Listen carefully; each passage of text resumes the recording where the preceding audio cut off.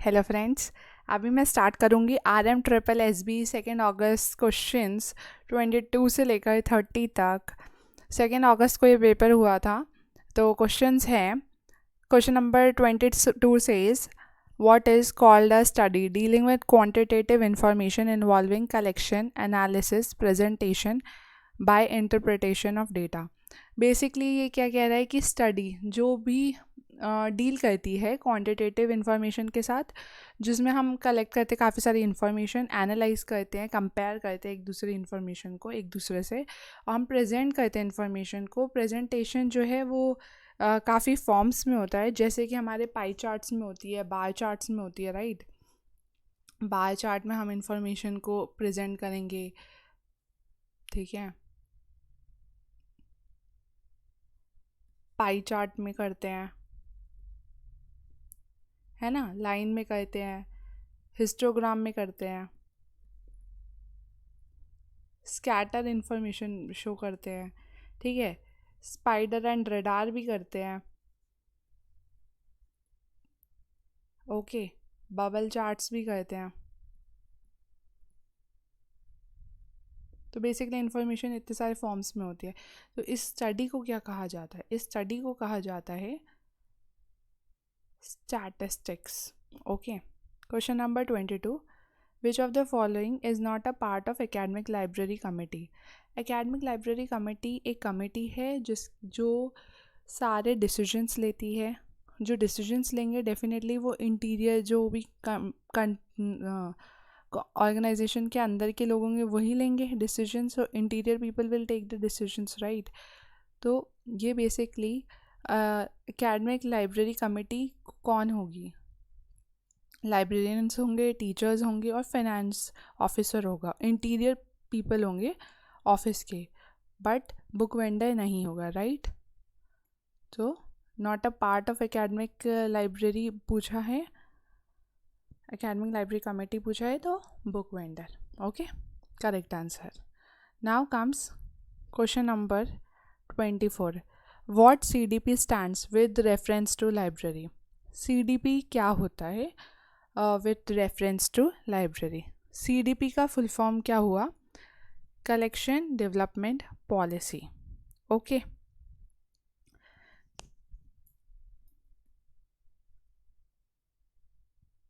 Correct answer is collection development policy. जो basically ये किस लिए फॉलो होती है? कलेक्शन डेवलपमेंट के लिए। कलेक्शन डेवलपमेंट का मतलब क्या हुआ कि हमारी जो लाइब्रेरी के अंदर आइटम्स हैं हम उनको कितना अच्छे से मैनेज करते हैं, उसके लिए हमारे कुछ रूल्स और रेगुलेशंस हैं, ओके। अब हम आते हैं क्वेश्चन नंबर 25 में। 25 क्वेश्चन क्या कहता है? What is in reference to library POSD corp is related to whom? तो बेसिकली ये किससे रिलेटेड है? ये रिलेटेड है लाइब्रेरी मैनेजमेंट से बेसिकली, ओके। तो लाइब्रेरी मैनेजमेंट में पोस्ट द कॉर्प होता क्या है? इसका फुल फॉर्म है planning, organising, O for organising, okay, S for staffing, D for directing,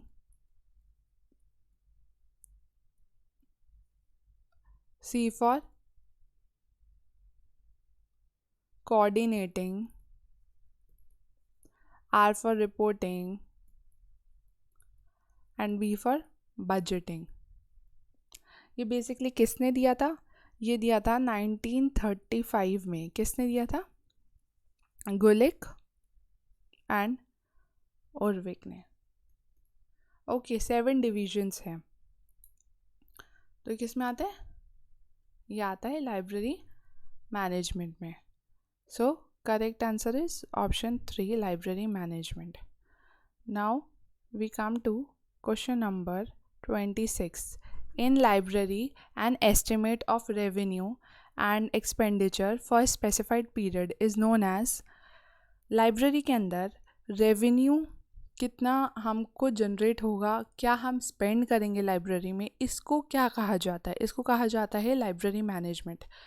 मैंने लाइब्रेरी मैनेजमेंट पर पूरा लाइब्रेरी बजट लाइब्रेरी बजट पे पूरा का पूरा एक वीडियो बनाया हुआ है, kindly look over that video. Okay, library budget क्या होता है? बेसिकली जो भी एक्सपेंडिचर होता है और जो भी रेवेन्यू स्पेंड होते हैं, ठीक है, तो एक रिटर्न स्टेटमेंट होती है लाइब्रेरी की है।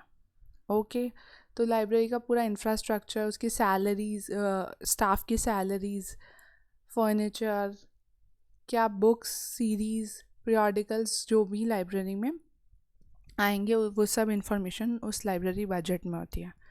Okay,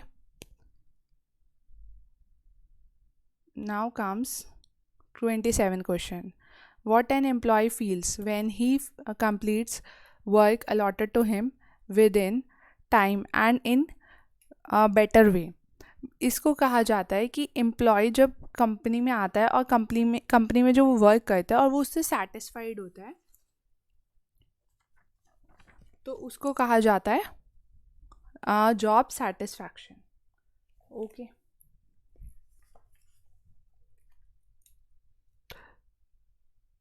employee is satisfied with his work, जो भी उसको अलॉट किया गया है, ठीक है। इस पे 1950 में डुगलास मैकग्रेगॉर ने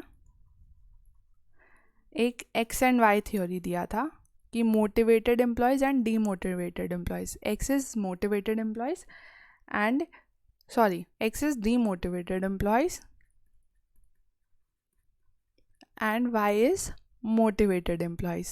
तो मोटिवेटेड एम्प्लॉयज़ जो होते हैं वो कंपनी में वर्क जो उनको मिलता है उससे वो सेटिस्फाइड होते हैं, उनको लगता है उनको ज़्यादा से ज़्यादा अपॉर्चुनिटी दे रही है कंपनी, और वो हर चीज़ को काफ़ी यूनिडायरेक्शनल देखते हैं, वो बड़े फोकस्ड होते हैं और काफ़ी पॉजिटिव होते हैं, ठीक है, ऑप्टिमिस्टिक पीपल होते हैं। डीमोटिवेटेड एम्प्लॉयज़ क्या हुए?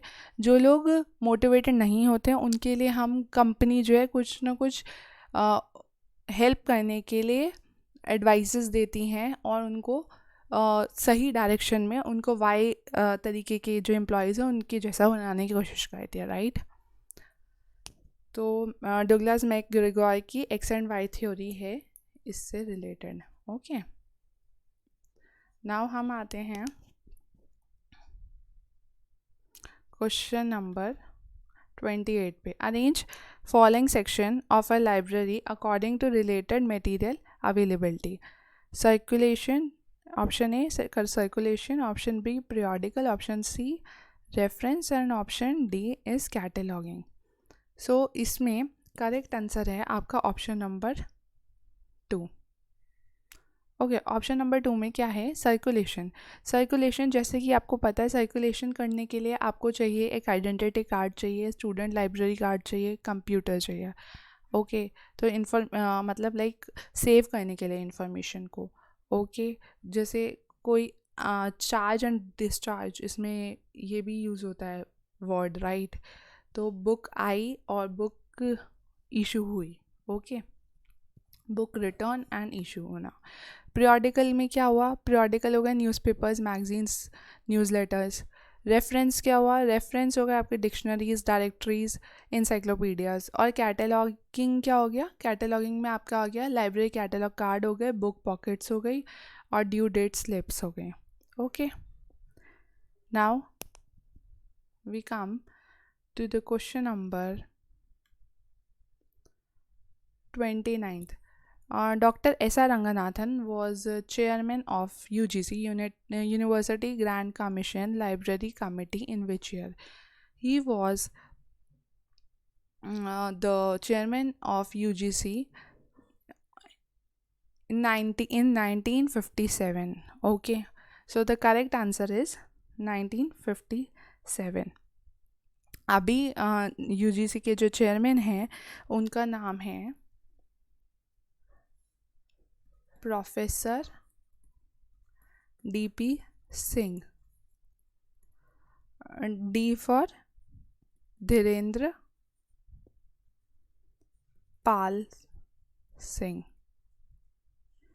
Okay,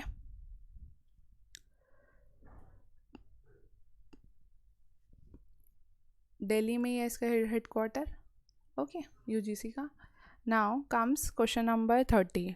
how the physical condition of of important of rare books are properly maintained. तो फिजिकल कंडीशंस कैसे मेंटेन्ड होती हैं रेयर बुक्स की, उसको हम क्या कहते हैं? उसको हम कहते हैं कंजर्वेशन. कंजर्वेशन क्या हुआ कि बुक्स को मेंटेन करना, उनकी जो फिज़िकल कंडीशन है वो ख़राब नहीं होनी चाहिए. कोलेशन क्या होता है? कोलेशन का मतलब होता है कलेक्ट करना सारे शीट्स ऑफ रिपोर्ट्स को, बुक्स को, और अरेंज करना प्रॉपर वे में. तो ये कौन करता है? ये जैसे आपकी फ़ोटोकॉपियर जो होता है, फ़ोटो कॉपी करके देता है, वो आपकी बुक्स, आपके जो पेजेस है उसको अरेंज कर देता है प्रॉपर वे से, राइट. सेल्फ अरेंजमेंट क्या हुआ? बुक्स को अरेंज करना अपने आप से. ऑर्गेनाइजेशन भी आपको पता है, right. So for today this is enough. Okay, like, subscribe and share with your friends.